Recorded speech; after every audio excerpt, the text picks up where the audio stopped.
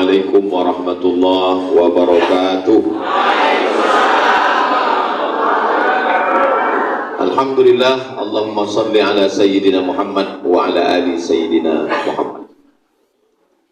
Kalau Tuan ke Labuhan Deli, jangan lupa, kita di negeri Melayu cantik lah, cantik. Kalau Tuan ke Labuhan Deli, cantik, jangan lupa membeli pelita. Kalau selalu mewakili Pak Wali, lama-lama jadi wali kota. Bapak Maskur Tarmizi mewakili wali kota Pekanbaru pada pagi yang berbahagia ini. Jadi di kampung saya, di kampung Ampo, kalau ada anak kecil sakit, dulu sebelum dakwah ini berkembang, kalau anak ketek kau sakit dibawa ke dukun. Domam-domam kata dukun, iko namo mesti ditikau. Sebab apa? Terlalu boek namo. Jadi nampaknya ambo sesudah iko agak domam juga. Mendunia aku kalau sejuk-sejuk angin saja. Jadi nanti mungkin berita keluar hari ini di cakaplah.com. Dai mendunia. Tentu setiap segala sesuatu ada pro dan kontra. Yang suka akan memuji, yang benci tak perlu dicari, pasti akan mencaci maki. Maka yang paling besar tanggung jawabnya adalah anggota FDI. Apalah bersama kawan dunia, Singapura aja tak masuk. Jadi sebagai adik-adik saya, kalau orang tua saya memang pastilah membela. Ini adik-adik saya yang baru masuk ke FDI. Kalau mau membela, ini kalau mau pula, jelaskanlah Ustaz Somad itu memang mendunia. MDI itu tak salah.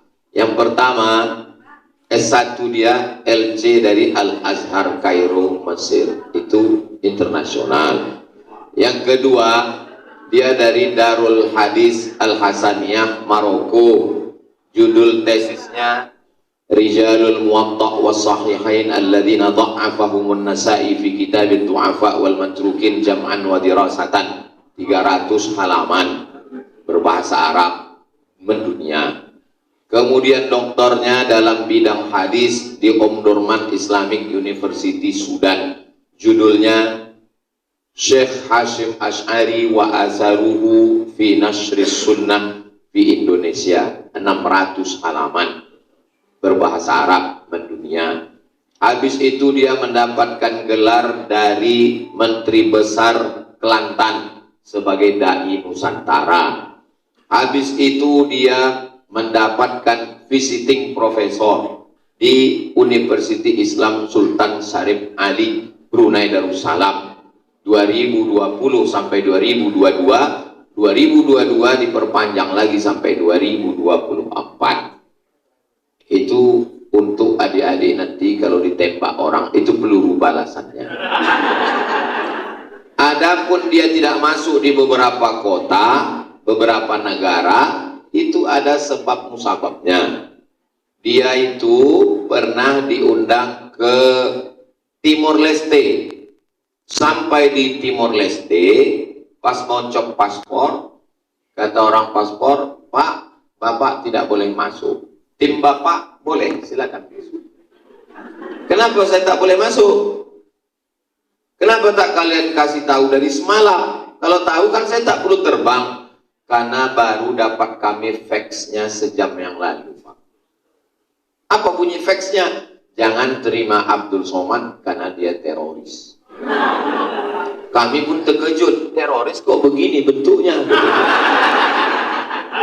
Jadi bayangan orang itu teroris kok berbulu. Kok indah. Jadi balik Lampung, naik pesawat yang mengantar saya tuh. Naik, saya balik ke pesawat ke atas, mau balik ke Jakarta. Tak lama datang pramugari. Kata dia, kalau bisa Bapak turun lagi. Kenapa? Karena di pesawat ini ada presiden mau ke Jakarta, presiden Timur Leste. Kenapa saya tak boleh naik pesawat ini? Karena presiden kami tak mau satu pesawat sama teroris. Turunlah lagi balik ke bawah. Nah, jadi ada alasannya. Masjid sudah siap. Jadwal saya akan bertemu dengan Bapak Sanana Gusmau. Saya akan bertemu dengan Uskup Timor Leste. Lengkap semua. Tapi mereka dapat fax dari Jakarta. Siapa yang mengirim? Allah alam bisawab, mana kita tahu. Saya diundang ke Amsterdam, Belanda. Tapi kata kawan di Amsterdam, Ustadz pesawatnya jangan langsung dari Jakarta ke Amsterdam. Ustadz masuk Swiss dulu. Nanti dari Swiss naik kereta api ke Amsterdam. Iyalah, sampai di Swiss, 2 orang yang mendampingi saya itu masuk. Saya tak masuk. Saya tanya ke yang cap paspor, kenapa saya tak boleh masuk? Ditunjukkannya lah fax dari Jakarta. Kami baru dapat ini. Saya tengok gambar saya sedang diusir, dibuat di bawah, diusir dari Amsterdam beberapa tahun yang lalu.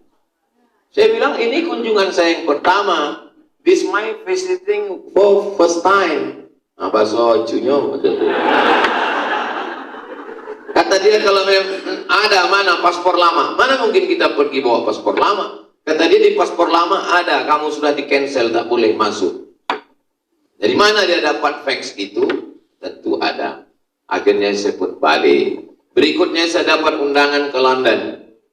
Saya berangkat dari sini ke KLIA, Malaysia. Nanti dari Malaysia akan terbang ke London, Inggris dengan pesawat Royal Brunei Airlines.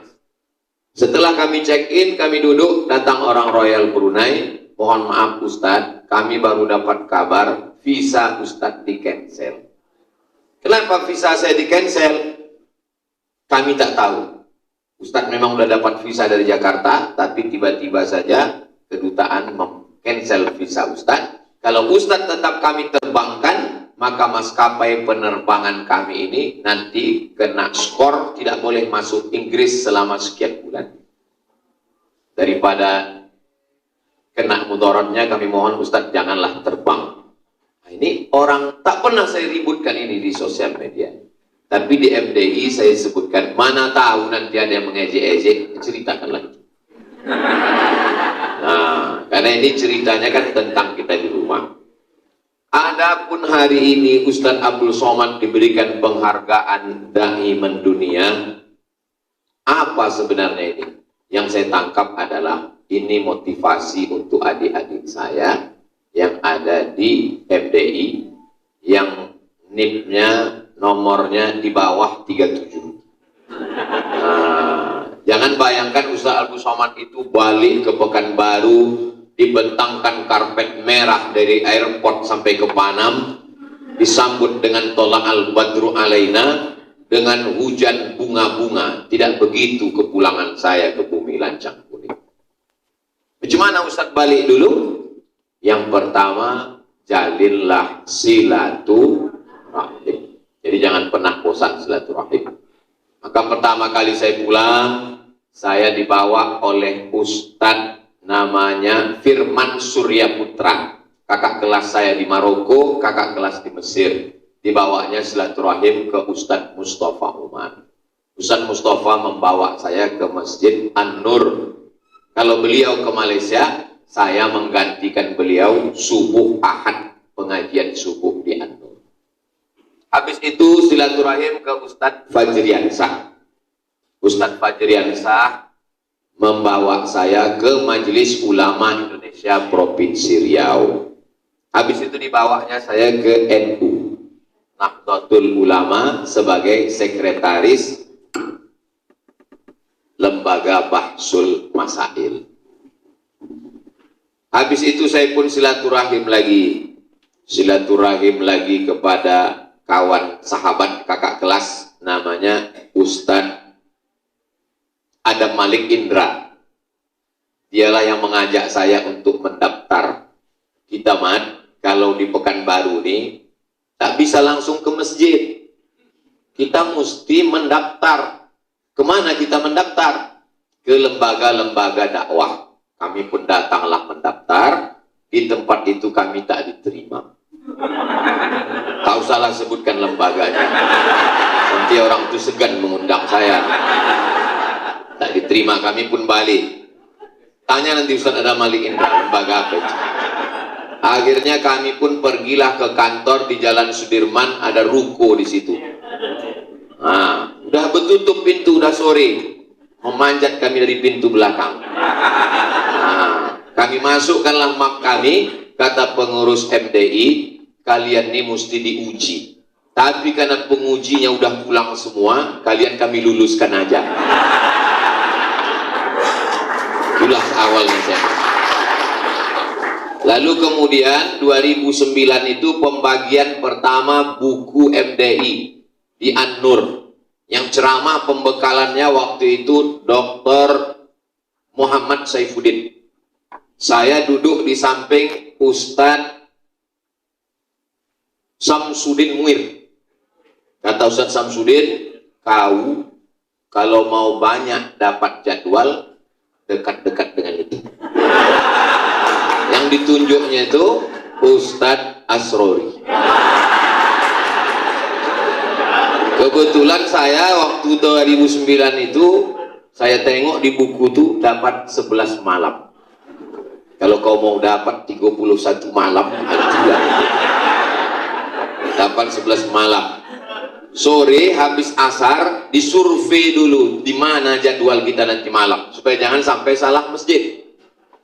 Sore itu saya telusuri, habis Jalan Subrantas, masuk Garuda Sakti, masuk Jalan Uka, masuk gang, ada musola tak bedek, lampunya 5 watt. Disitulah saya tahu siap. Jadi jangan kalian bayangkan Ustaz Somad itu pulang langsung ke An-Nur. Tidak begitu guys. Ini perjuangan panjang. Orang Pekanbaru mendengar kita dulu, ditengoknya dulu perjuangan kita. Silaturahim dengan kawan saya Dr. Zulfadli di Kementerian Agama. Kata dia, Ambo sangat ingin Waang Basuwo dengan Pak Kepala Kemenak. Pak Kepala Kemenak waktu itu namanya Pak Dr. Asari Nur. Tapi saya tak tahu caranya bagaimana mempertemukan kamu dengan Pak Asari ini. Saya mau membisikkan dia segan. Disitulah rupanya kalau kawan-kawan kita ini baik, Allah kasih jalan yang terbaik. Suatu hari saya sedang mengecat rumah. Masih putih-putih kuku ini kena cat. Assalamualaikum. Waalaikumsalam. Bisa Ustadz khutbah Jumat hari ini? Yang menelpon Ustadz Zulkifli R. Almarhum, Allahumma firlah. Di mana Buya? Khutbah di An-Nur. Ayo insya Allah. Langsunglah dari Panam ke An-Nur. Sampai di An-Nur, saya tengok polisi tentara berbaris. Dalam hatian, kok begini mereka menyambut saya? Rupanya hari itu pas jadwal Menhukham datang, Menteri Hukum dan HAM. Khotib yang jadwal hari itu tak bisa datang. Datang Pak Zulkifli R, ditelepon saya. Kata pengurus Masjid An-Nur, waktu saya datang, berbisik dia ke Pak Zulkifli R. Bisa.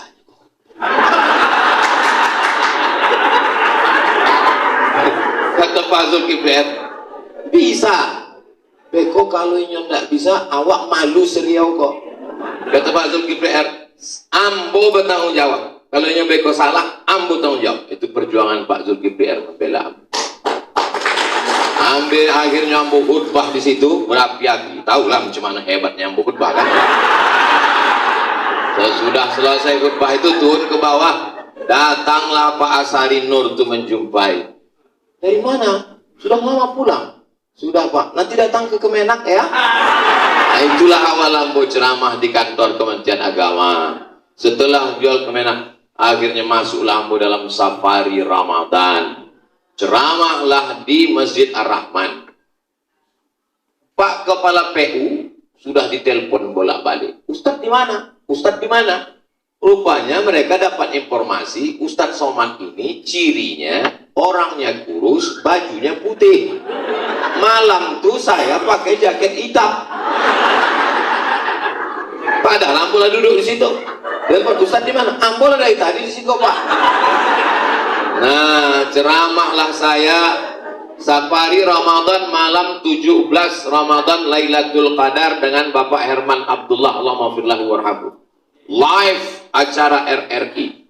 Selesai tausiah, semua tamu utama dipersilakan makan di kantor bawah, kantor MUI. Disitulah Ambo semeja dengan Buya Tarmizi Muhammad.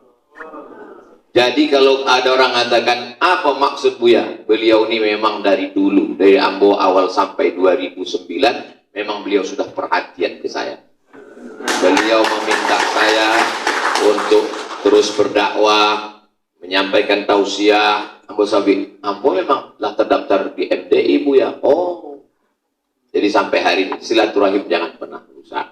Lalu kemudian di UIN, Ambo sebagai diangkat sekretaris Ustadz Mashuri Umar, namanya LPM, Lembaga Penjamin Mutu. Beliau ketua, saya sekretaris. Ketua kami di tingkat rektorat itu adalah Profesor Dr. Akbar Rizal. Sampai hari ini silaturahim tetap baik. Lalu kemudian saya pun lulus CPNS. Dari CPNS menjadi PNS itu mesti di briefing dulu, namanya LPJ. LPJ sekian puluh jam yang membekali kami, jangan korupsi, jangan sampai makan waktu, jangan tidak disiplin. Itu namanya Ustadz Suhardi. Itu yang membekali kami. Lalu kemudian saya diberi jadwal sebulan satu kali untuk menghadiri majelis zikir keliling Pekanbaru. Yang punya majelis zikir itu namanya Abi Edi Azhar. Nah, lalu kemudian pula waktu di UIN Fakultas Usuluddin itu, wakil dekan 1 tempat kami melapor yang menandatangani ini dosen berakhlak atau tidak, itu namanya Dr. Khairun Nas Jamal. Ini yang baca Quran. Sampai hari ini hubungan saya ini tetap baik. Jadi kalau dikatakan bahwa gelar ini ada nepotismenya, ada sedikit-sedikit. Itu karena hubungan kita baik. Mak saya berangkat umroh. Balik berangkat umroh, apa kata dia cerita? Yang membimbing aku umroh itu bukan main hebat, man. Kalau bisa kau berceramah macam itulah. Siapa namanya, Mak? Ustadz jurnalis. Itulah Ustadz. Bisa kau macam itu, kata Mak saya. Sampai dia meninggal, belum lagi diakuinya saya hebat. Masih Ustadz jurnalis itu juga lah yang lebih hebat dari saya. Itulah. Jadi sampai hari ini saya tetap menyambung silaturahim. Makanya di MDI jadwal saya 1 Ramadan sehari pembekalan pagi untuk bekal malam Ramadan. Diundanglah untuk ibu-ibu. Majelis ibu-ibu di Pekanbaru ini yang paling ramai, Badan Kontak Majelis Taklim BKMT. Ketuanya Ibu Nur Hasanah. Nah, itulah Ibu. Sampai hari ini. Jadi jangan pernah rusak hubungan silaturahim. Ini kadang baru 2-3 tompek jadwal pagi, siang, malam, dan putus silaturahim. Jangan pernah putuskan hubungan silaturahim. Oh, Ustaz Somad itu sibuk, silaturahimnya putus. Tidak. Dengan MDI, Ramadan saya ada jadwal di sini. Pagi pembekalan hari Jumat tetap ada. Tanya sama Ustaz Asrori. Di sepanjang jalan dekat rumah saya, 2 masjid, 2 musola, subuh Rabu, saya tetap membacakan Riyadus Shalihin.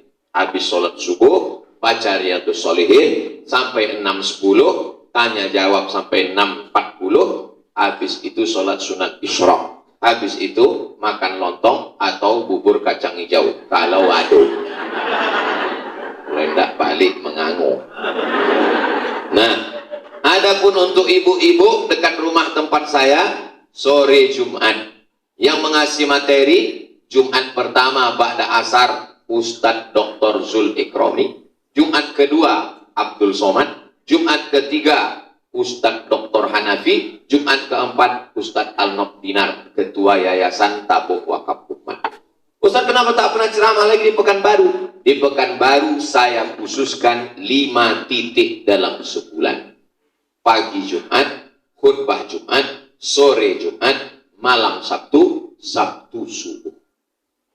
Mendaftar ke Ustadz Al-Nob Dinar. Jadi kalau ada orang mengatakan, Ustadz Somad tidak pernah lagi ceramah di Riau, inyo nandak tibu. Datanglah orang menjumpai saya di Rimbo Panjang. Ustadz janganlah ceramah hanya di tempat jauh, hanya di sana di sini. Buatlah pengajian di Rimbo Panjang. Kami sudah mengkaji Riyadhus Shalihin ini 2 tahun. Wah, engkau tidak pernah tipu. Malu suam. Jangan tinggalkan. Jangan milah-milih ceramah. Itu musola Bapak Kaligrafer Nasional Internasional, Jalan 9. Musola Haji Muktamar. Itu saya punya jadwal tetap dulu. Musola yang ada di Jalan Sukakarya, banyak musola. Karena saya tidak memilah-milih musola saya isi. Tapi rupanya rambut sama hitam, isi kepala macam-macam. Menurut saya, mengisi musola ini bagus. Rupanya datanglah selentingan ke telinga saya. Abdul Somad itu kalau bisa musolanya lah diisinya jualan. Nyoko, sodonya diambil. Ikan-ikan, dari ikan paus sampai ikan pantau. Lamu ambo temono. Padahal maksud ambo, memang ambo dari dulu tidak milah-milih. Rupanya lain pandangan kawan-kawan. Nah sesudah itulah ikan-ikan pantau ambo lopeng. Jadi jangan pilih ceramah.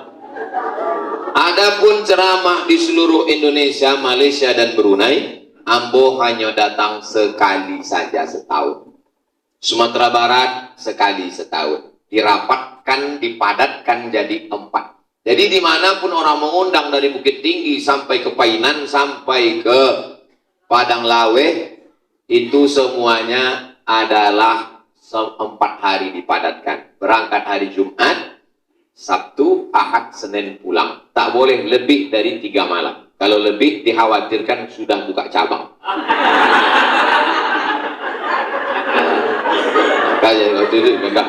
Jadi semua provinsi, Palembang sekali, Sumatera Selatan sekali, Kalimantan Selatan sekali. Saya tidak datang di luar jadwal ini. Siapapun yang mengundang. Jadi kemarin waktu saya ceramah di At-Taqwa Bekasi, datanglah bapak-bapak. Ustaz, bisa ceramah ke sana? Mohon maaf Pak, saya datang ke situ hanya 4 hari dalam setahun. Oh ini yang ngundang gubernur Pak Ustaz. Mohon maaf Pak, saya di luar itu tak datang. Nanti gubernur ini bisa datang ke rumah Ustaz. Itulah 3 kali aku tahu kan memancing bongnya Pak kan. Perlu Bapak tahu ya. Perlu Bapak tahu. Pak JK mengundang saya hari ulang tahun 15 Mei, ulang tahun yang ke-80. Saya bilang saya tidak bisa datang di luar tanggal yang sudah saya tetapkan. Tapi setelah itu waktu di Jakarta saya jumpa, mohon maaf Pak JK, saya memang sudah mendidik kawan-kawan, tim saya tidak datang di luar itu. Bukan saya angkuh, bukan saya sombong. Saya mohon maaf Pak, saya maklum Pak Ustadz. Anak Pak Anies Baswedan nikah, saya tak datang. Tapi pas jadwal Jakarta saya datang. Mohon maaf Pak, waktu anak gadis itu nikah saya tak bisa datang. Karena saya tak bisa datang di luar itu. Waktu jumpa kemarin dengan Perdana Menteri Malaysia, Pak Anwar Ibrahim. Kenapa menjemput Ustadz ini susah betul? Kata saya yang amat berhormat, Datuk Sri, saya ke Malaysia ini hanya 4 hari. Di luar itu mohon maaf saya tak datang. Tapi nanti saat 4 hari jadwal saya akan datang. Oh, kami paham Ustaz. Orang paham kalau kita kasih tahu. 18 Februari Ustadz diundang ke Brunei Darussalam oleh Sultan. Saya bilang 10 jari saya angkat 11 sama kepala.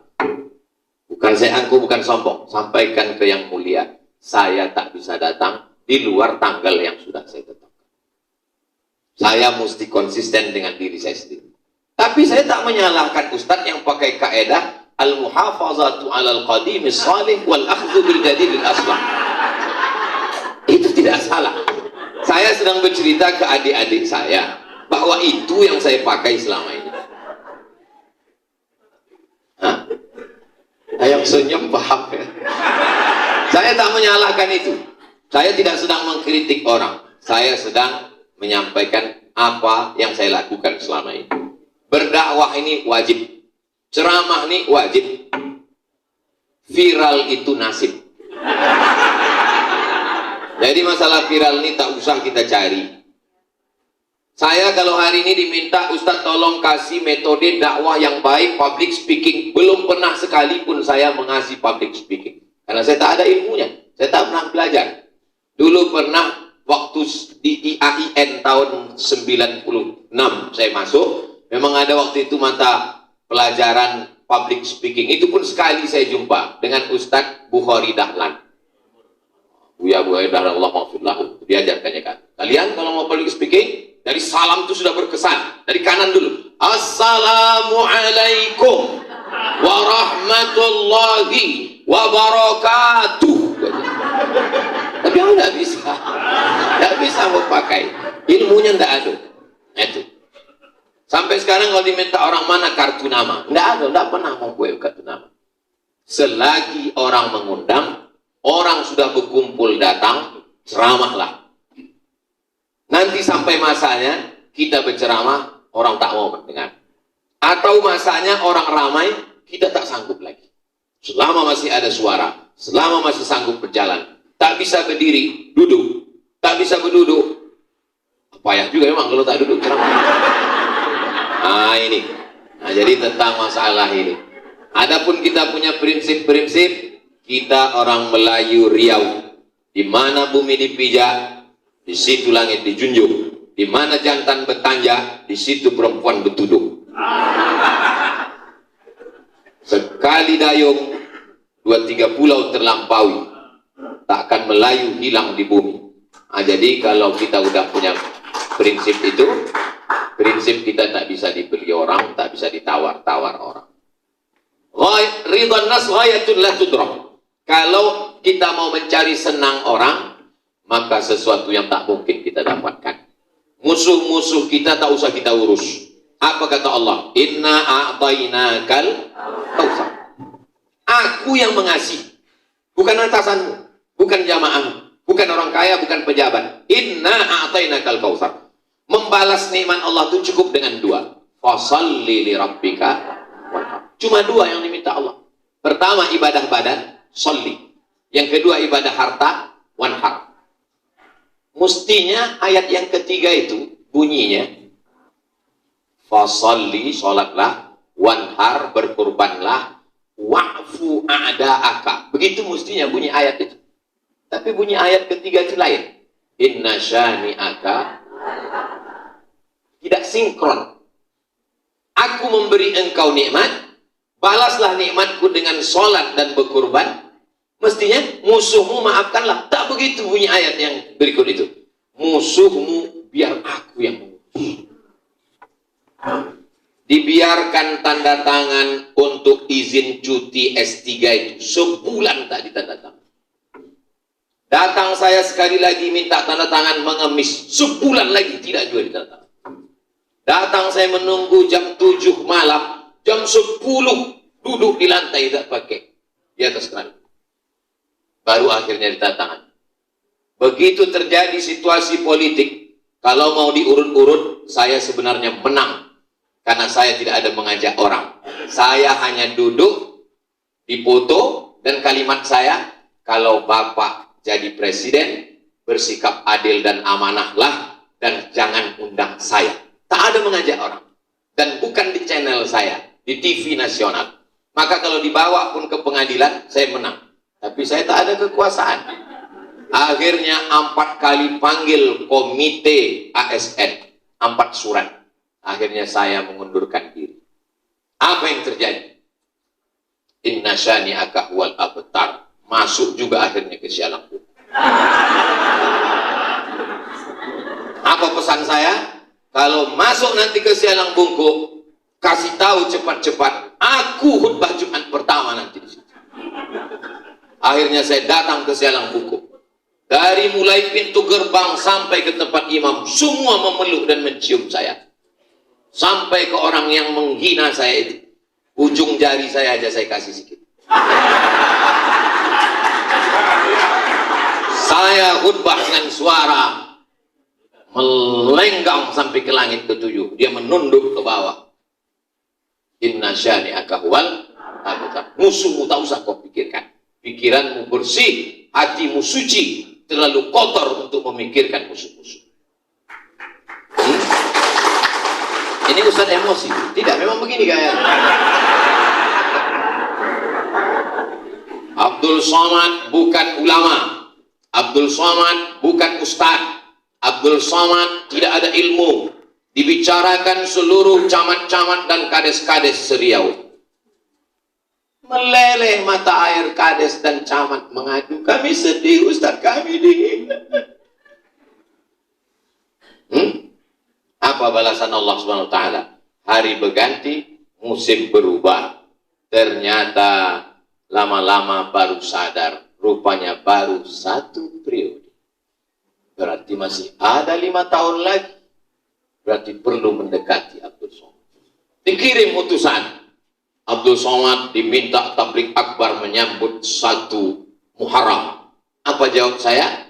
Masih ada sahabat saya 1000 orang di FDI dan 600 orang di IKMI. Jangan tepuk tangan, saya makin semangat nanti nih. Dikirim lagi utusan. Abdul Somad kami angkat menjadi penasehat Masjid An-Nur. Mohon maaf, saya tidak bisa. Nanti saya tak amanah karena saya lebih banyak di luar daripada di dalam. Dikirim lagi kabar Kesra. Abdul Somad kami angkat menjadi Dewan Syariah Bank Riau Kepri menggantikan almarhum Ustadz Tengku Zulkarnain. Mohon maaf, itu bukan bidang saya karena saya jurusan hadis, sedang itu masalah fikih ekonomi syariah. Dikirim lagi utusan 4 mata. Kapan bisa Ustadz Somad jumpa? Saya pun berbisik juga. Nanti kita jumpa di padang mahsyar. Semua tak usah kau. Inna syani'aka huwal abtar. Fokus saja. Nah, pertama sambung silaturahim. Yang kedua, musuhmu tak usah kau pikirkan, serahkan sama Allah. Yang terakhir, yang ketiga, bagaimana mimpi kita ke depan sebagai dai FDI. Saya mau. Beberapa masjid yang saya datang, oh ini mahasiswa saya dulu. Betul Ustadz, saya mahasiswa Ustadz dulu di Usuluddin. Sekarang saya imam di sini, rumah saya di sini. Rupanya udah selesai, udah punya anak, tetap imam di situ. Malam mengajar ngaji. Saya terpikir, kalau bisa setiap masjid ada sekolahnya, ada TK-nya, ada SD-nya, ada SMP-nya, ada SMA-nya. Tidak lagi ada guru pengurus masjid, ketua masjid hari Jumat dengan bangganya. Masjid kita, alhamdulillah, uang yang tersimpan 200 juta. Tak perlu. Yang penting bangun terus, bangun kelas. Maka imam yang tadi mengajar mengaji, dia bisa mengajar TK, mengajar SD. Berapa anak SD di Pekanbaru? Kalau salah, mohon luruskan Pak Wadi. Jumlah anak SD di Pekanbaru 76.000. Berapa yang tertampung sekolah Islam? Berapa jumlah anak SMP di Pekanbaru? Jumlah anak SMP 30.000 orang. Berapa yang tertampung di pondok pesantren? Kita hitung sama-sama. Pesantren Al-Munawwarah, pesantren Babus Salam, pesantren Darul Hikmah, pesantren Al-Kausar, pesantren yang besar-besar 10. Kalau satu pesantren itu menerima 1.000, yang terselamatkan baru 10.000. Masih ada 25.000 anak yang belum tersentuh. Itulah yang dikhawatirkan. Cabut, ngelem, LGBT, dan lain-lain. Tidak selesai dengan ceramah, tidak selesai dengan tausiah. Saya mau ke depan MDI tidak hanya ustadznya khutbah, tapi kita mengelola sekolah di setiap masjid. Kira-kira setuju tak setuju? Dari mana uangnya? Uang orang Riau kaya-kaya. Di bawah minyak, di atas minyak. Di bawah minyak bumi, di atas minyak jelantah. Tinggal lagi trust kepercayaan. Itu Ustadz Al-Nof Dinar, Ketua Yayasan Tabung Wakaf Umat. Waktu Covid kami tak bisa berdiri membuat yayasan. Sejak berdiri 6 Juni 2020 sampai hari ini September 2023 sudah terkumpul duit berapa Ustadz? 46 miliar. Namanya Ustadz Al-Nof Dinar. Dinar itu duit emas. Sengaja beliau diangkat jadi ketua yayasan supaya tak khawatir korupsi. Karena nama dia Dinar. Kita tulis fakta integritas. Kami yang bertata di bawah ini, kalau kami mati, yayasan ini akan kembali kepada umat, kembali kepada santri, tidak diwariskan ke anak cucu kami. Masalah trust, kepercayaan, dan orang percaya dengan FDI dari dulu sampai hari kiamat, insya Allah. Jadi mimpi-mimpi saya ini ke depan, insya Allah, kalaulah 800 masjid yang dikelola FDI, ada TK-nya, ada SD-nya, anak-anak menghafal Quran. Simple saja, tamat TK, hafal juz amma. Tamat SD, hafal Quran 5 juz. Terselamatkanlah anak-anak itu dari gadget, terselamatkanlah dia dari game online, terselamatkanlah dia dari perbuatan maksiat dan dosa, insya Allah. Jadi saya sebagai anggota FDI mengucapkan banyak-banyak terima kasih kepada Al-Mukarram Bapak Ayahanda Dr. Andus Haji Tarmizi Muhammad beserta seluruh pengurus yang tak dapat saya sebutkan satu persatu. Yang besar tak dihimbau gelar, yang kecil tak dapat disebut nama. Insya Allah MDI ini menjadi wadahnya para da'i di bumi lancang pun. MDI yang terbesar, MDI yang terhebat, MDI yang termantap, insya Allah. Kenapa Ustadz berani mengatakan gitu? Ketua IKMI udah pulang.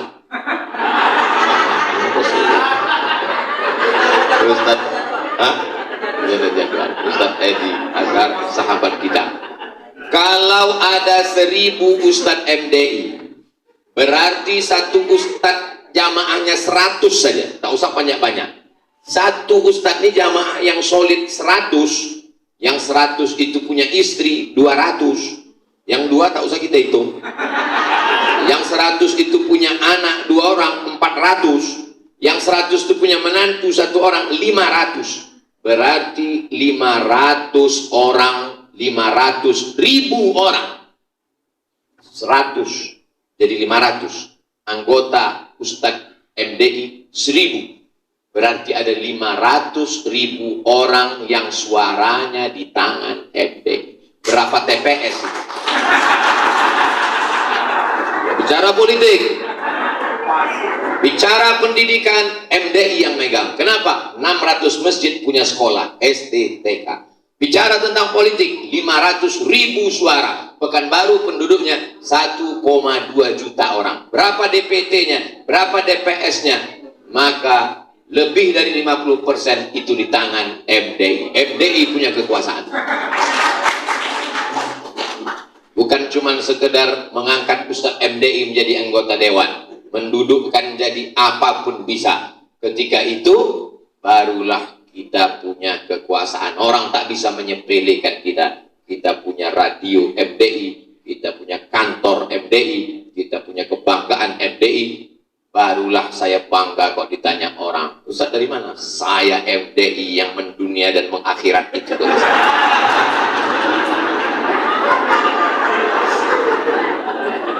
Saya didudukkan 4 mata. Ustaz Somad, saya kasih rumah, saya kasih mobil, saya angkat jadi pensyarah dosen. Ini rumah, ini mobil, Ustaz jadi pensyarah di sini. Nikah sama orang sini. Jangan balik ke Riau. Lama saya penuh. Kalau aku tinggal di situ, berarti perjalananku cuman masjid, rumah, kampus, masjid, rumah, kampus, masjid, rumah, kampus, mati. Terbayanglah saya orang Talang memegang ujung kaki saya menangis. Buatkan anak kami sekolah, Ustaz. Kecamuk dalam pikiran saya. Akhirnya saya bilang, saya tetap akan datang kemari setahun sekali untuk mengisi tausiah dan kuliah umum. Tapi kalau untuk tinggal di sini, saya mohon maaf. Maka program saya dalam setahun tetap masuk ke suku Talang, ke suku Akit, ke suku Anak Dalam, ke Bagan Beniau. Dari Pekanbaru ke Duri, dari Duri ke Bagan Beniau, dari Duri sampai ke rantau Tasik Serai, dari Tasik Serai menyeberang lagi masuk ke dalam, tak ada sekolah. Datang pertama kami survei, datang kedua kami resmikan asrama dan rumah guru. Guru digaji 2,5 juta sebulan, sekarang sudah berjalan. Nanti datang yang ketiga kali, kami akan meresmikan apa Ustaz? Asrama dan ruang pertemuan. Kemarin kelas dan ruang guru. Ada kepuasan batin yang luar biasa. Saya ingin di hari tua saya, andai saya tak bisa ceramah lagi, tak bisa tausiah, tak menggelegar lagi suara, tegak tak bisa berdiri lama, saya ingin di hari tua jangan sampai sunyi di tengah keramaian. Saya tetap mau mengaji kepada anak-anak. Alhamdulillah. Untuk anak-anak habis maghrib ke isya mengaji gratis di Jalan Kamboja. Untuk pengajian ibu-ibu sore tak ada pakai iuran, tak ada pakai seragam, silakan aja datang. Yang penting kalian mau mengaji. Ibu yang udah pakai seragam jangan berkecil hati, bagus. Bukan saya menyindir, tidak. Tapi di tepi-tepi Pekanbaru sana banyak dia tak mau mengaji karena malu tak punya seragam. Saya bilang kalian jangan sampai tak mengaji karena tak punya seragam. Jangan sampai tak mengaji karena takut iuran. Di tempat saya ini tak ada iuran, tak ada seragam. Yang penting kalian datang mengaji. Macam merawat pokok kayu. Dari akarnya, batangnya, sampai pucuknya. Pucuknya anak-anak. Maghrib mengaji. TK, SD. Alhamdulillah, ayahanda Dr. Andus Haji Tarmizi Muhammad sudah aja dulu. Nanti meningkat menjadi TK Quran. Habis itu naik menjadi SD Quran. Habis itu menjadi SMP Quran. Mengaji ini tetap, tausiah tabligh akbar tetap, tapi juga yang menjaga gawang di rumah tetap ada. Itulah yang dapat saya sampaikan pada kesempatan yang baik dan mulia ini. Mohon maaf atas segala kesilapan dan kehilapan. Saya tidak menggurui guru-guru saya, orang-orang tua saya. Saya hanya sedang bercerita kepada adik-adik saya yang baru bergabung ke FDI. Mudah-mudahan mengambil etibar dan pelajaran. Saya dipesankan di akhir majelis untuk membacakan doa. Doa ini makbul bukan karena saya, tapi doa ini karena kita semua. Ad-da'i yang berdoa, wal mu'ammin dan yang mengaminkan, fil ajri sawa, balasannya sama di hadapan Allah Subhanahu wa taala. Mudah-mudahan Allah memberikan kesehatan kepada seluruh para dai MDI dan dai-dai yang lain. Kita dijadikan sebagai suluh di tengah gelapnya dunia akhir zaman. Diberikan kita istiqomah iman dan Islam. Ala hadhihi niyah wa kulli niyatin shalihah. Al-Fatihah.